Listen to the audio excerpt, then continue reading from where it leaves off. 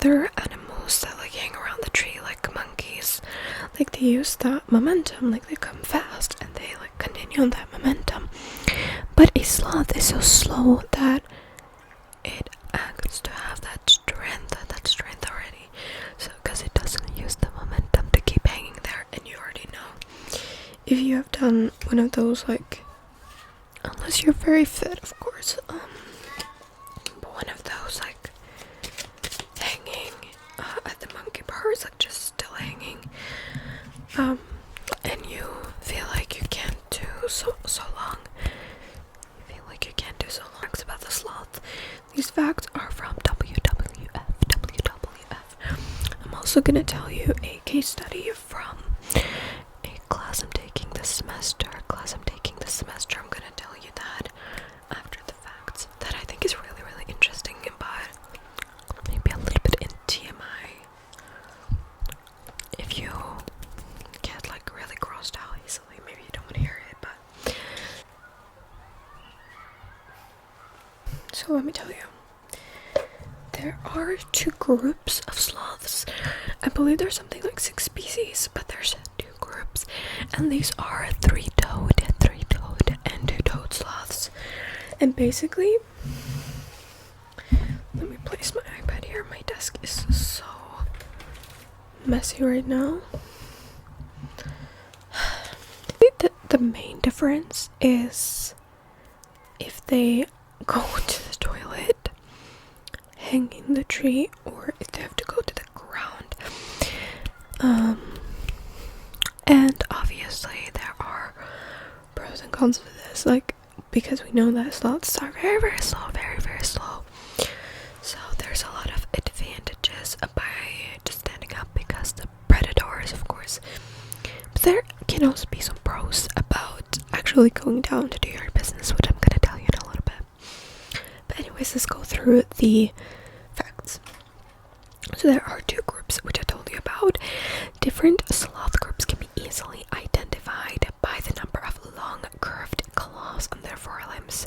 The two-toed sloth, as the name suggests, have 2 claws on their front limbs, while the three-toed sloths have 3 claws on all forelimbs. The two-toed sloths are slightly larger than their three-toed counterparts, and both fall under different taxonomic family. Although there are 6 sloth species that are found in the Americas, mainly in the tropical rainforest in Central and South America. So there is the Hoffman's two-toed sloth, and then there's the Linnaeus two-toed sloth. There's a Picama three-toed sloth, the maned three-toed sloth, the brown-throated sloth. I love that name. That's so cool. And the pale-throated sloth. At present, 4 sloth species are listed as least concern on the IUCN Red List of threatened species. The maned three-toed sloth is vulnerable, while the pygmy three-toed sloth is critically endangered, and the sloth species at greatest risk of extinction. That is really sad. I find these numbers honestly really depressing. I'm also taking a geological class, mathematical biogeochemistry, and in the first lecture he told me that something about in like that we have taken away like so much of the species of this, which makes me so sad to hear. And it's really sad what's going on in the world with climate change and all that. Okay. Climate change. But their number one example is like the CO2 levels used to be really high, but girl, humans did not exist back then. Like almost all species was gone at that time. Like, what do you mean? How can you even compare those two? Like, anyways, we all believe in climate change, of course, because it's a very real thing, and it's very much created by humans. It is pretty much Okay, number 2. Everything is sluggish and slow moving, even the food digestion. Sloths are primarily follivorous, feeding mostly on leaves, fruits, and sap of various trees. These are also foods that have very little nutrition. These foods have very little nutrition, which I'm going to get into more about after, but just remember this. They have a large and efficient multi-chambered stomach that helps with digesting tough, fibrous leaves. These sloths' digestion rate is linked to its low metabolism, and more leaves can only be ingested once there is enough room in the stomach. This is often full, accounting as much as 37% of his body mass. Therefore, sloths eat very little food per day, since digestion takes a very long time to complete, sometimes even days or weeks. Okay, number 3. Fact number 3 about sloths is that they spend most of their lives hanging in trees. All modern-day sloths are tree-dwelling, suspensorial mammals, spending most of their lives hanging motionless or slowly moving between tree branches using their long, curved claws. Everything from feeding, sleeping, resting, to mating and giving birth happens in the trees. But there are times when even sloths must leave the comfort of their tree canopies and descend to the ground. 4. They are incredibly picky when it comes to pooping. Sloths, like all living things, need to defecate, which usually happen 1 time per week.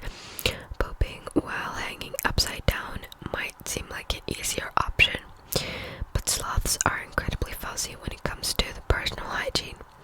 In the wild, they are known to make a slow, arduous journey from the tree canopy to the bottom of the same tree in order to defecate or urinate on the forest floor. Number 5. Sloths are surprisingly good at swimming. Life can be difficult on the ground for sloths, since their long clawed arms and shorter, weak hind legs make it impossible to stand on all fours. However, they are surprisingly strong swimmers. Sloth species living near mangroves or rivers sometimes drop into water bodies and swim large distances in a short amount of time. When searching for potential mating partners or seeking new territory. Number 6. Their slow-paced lifestyle helps them to survive in the wild. It's true.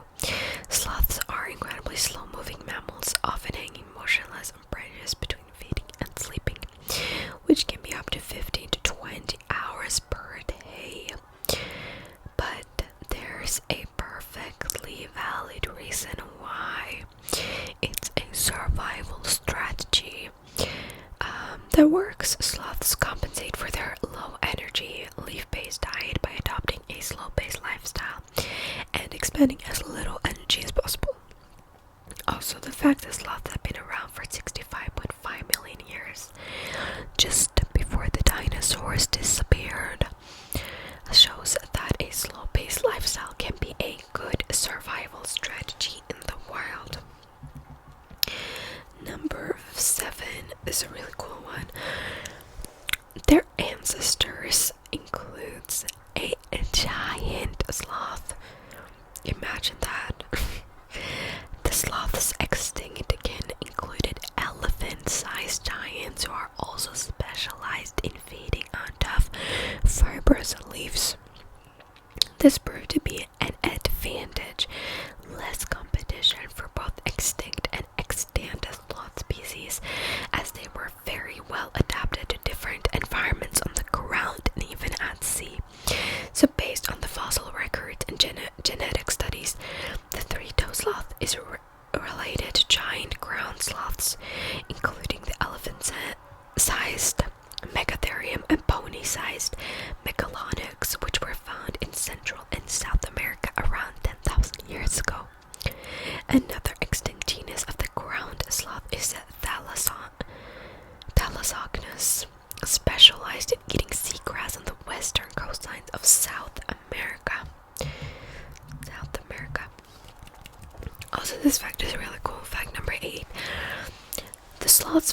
here is a living, breathing home to many different organisms, from microbes, insects to fungi and algae.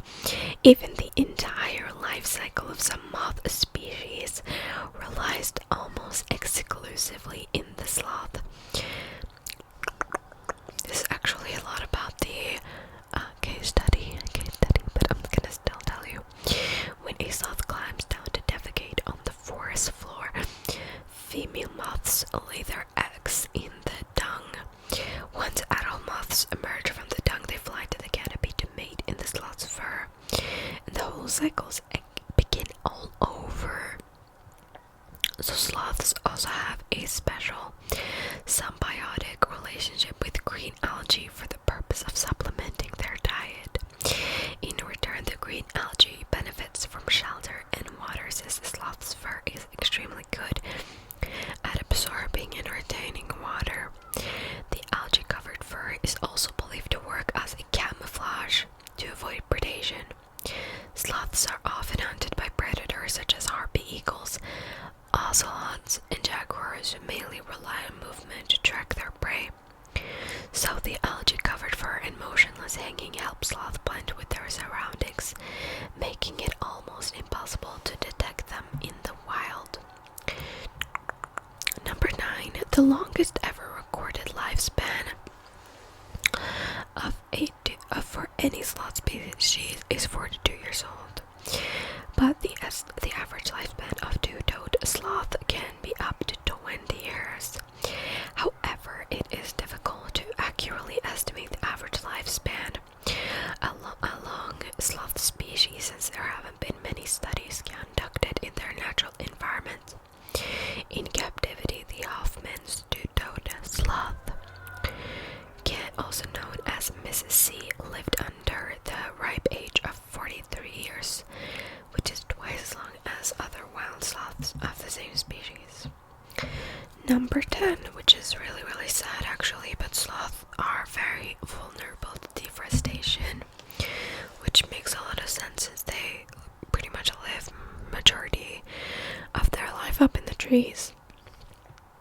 Most sloths are listed as least concern on the IUCN Red List of threatened species, but threats in the form of some of the habitat loss and fragmentation on the illegal wildlife trade still exist. At present, some subpopulation, especially in Colombia and the Atlantic forest in Brazil, are declining due to deforestation and degradation of their habitat. These tree-dwelling mammals rely on their health of tropical rainforests for food, shelter, and space. So as tree gets to cut down, the rainforest may shrink along with its inhabitants, one of them being the slow yet steady sloth. I truly find it so devastating. All the deforestation that is happening in such biodiversified areas such as the Amazon River. I don't get it. Like, the indigenous people who live there, I'm sure like they don't even want it,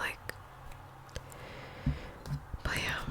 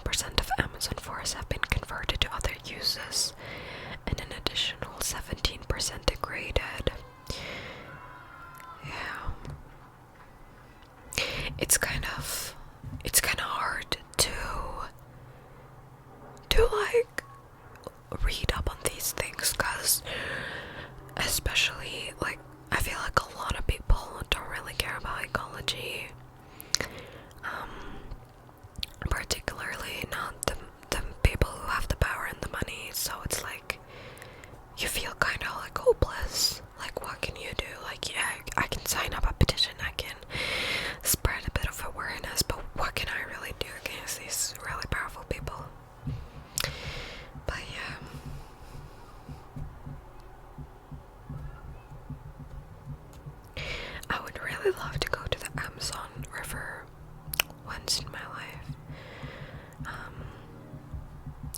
If you like, I'm studying. Like, these animals are so magnificent. Wow.